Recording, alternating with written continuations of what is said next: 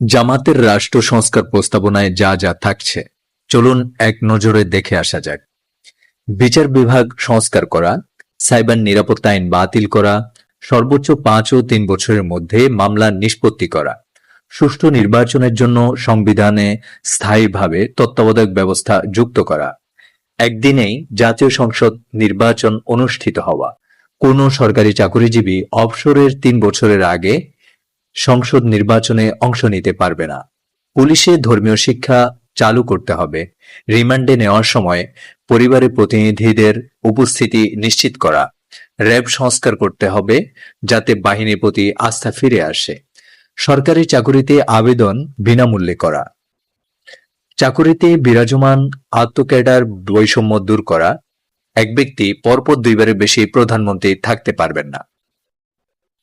সকল শ্রেণীর পাঠ্য বইয়ে 2024 সালের অভ্যুত্থানের ইতিহাস ও মহানবী সাল্লাল্লাহু আলাইহি ইসলামের জীবনী অন্তর্ভুক্ত করা।